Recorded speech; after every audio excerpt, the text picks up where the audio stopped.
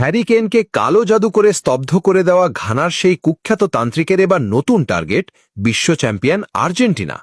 তার দাবি, শেষ ৩২-এর লড়াইয়ে লিওনেল মেসির আর্জেন্টিনাকে টুর্নামেন্ট থেকে বিদায় করবে পুচকে কেপ ভার্দে।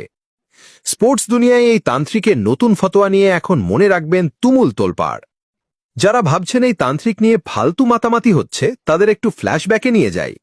ইংল্যান্ড বনাম ঘানার হাই ভোল্টেজ ম্যাচের আগে ব্রিটিশ গণমাধ্যম ডেইলি স্টারের কাছে এক অদ্ভুত দাবি করেছিলেন এই তান্ত্রিক নানা কিয়ানকো বনসাম।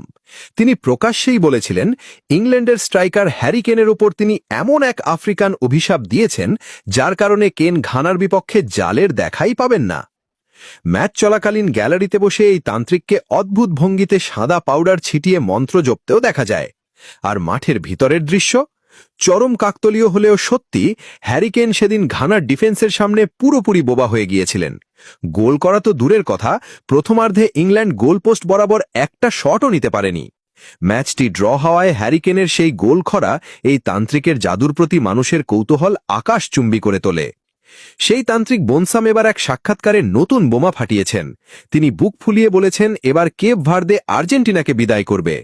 কিন্তু আর্জেন্টিনার বিপক্ষে তিনি নিজে ব্যক্তিগতভাবে কোনো ডার্ক ম্যাজিক করবেন কিনা তা রহস্যজনকভাবে চেপে গেছেন। সমীকরণ অনুযায়ী আগামী ৪ জুলাই মায়ামি স্টেডিয়ামে বাংলাদেশ সময় ভোর ৪টে নবগত এবং আন্ডারডগ দল কেপ ভার্দের মুখোমুখি হবে আলবিসেলেস্তেরা। আপাতদৃষ্টিতে কেপ ভার্দেকে দুর্বল মনে হলেও এই দলটিকে হালকাভাবে নেওয়ার কোনো সুযোগ নেই। টুর্নামেন্টে নিজেদের সলিড ডিফেন্স আর অতিমানবীয় গোলকিপিং দিয়ে ফুটবল বিশ্বকে চমকে দিয়েছে এই পুচকে দল। হেভিওয়েট স্পেন এবং শক্তিশালী সৌদি আরবকে গোল শূন্য ড্রয়ে রুখে দিয়েছে এই পুচকে দল। মাঝে ল্যাটিন পরাশক্তি উরুগুয়ের সাথেও ২-২ গোলে ড্র করেছে তারা। ৩ ম্যাচে ৩ পয়েন্ট নিয়ে অবিশ্বাস্যভাবে শেষ ৩২-এ পা রেখে অলরেডি তারা জায়ান্ট কিলার তকমা পেয়ে গেছে। বিশ্বকাপ জয়ের পর আর্জেন্টিনা এখন যে কোনো প্রতিপক্ষের জন্যই আতঙ্কের নাম। কিন্তু নকআউটের লড়াই মানেই ভিন্ন হিসাব, একটা ভুল মানেই সোজা দেশে ফেরার টিকিট।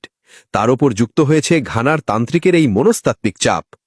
আর্জেন্টিনার অতিমানবীয় আক্রমণভাগ বনাম কেপ ভার্দের চীনের প্রাচীর সম ডিফেন্স। ৪ জুলাইয়ের ম্যাচটি তাই স্রেফ ফুটবল ম্যাচ থাকছে না, এটি এখন তান্ত্রিকের কালো জাদুর ভবিষ্যৎবাণী বনাম মাঝে বিশ্ব চ্যাম্পিয়নদের আসল সামর্থ্য প্রমাণের লড়াই। লিওনেল মেসির জাদুকরী বাঁ পায়ের সামনে আফ্রিকান তান্ত্রিকের চাল কতটুকু টিকবে, সেটাই এখন দেখার বিষয়।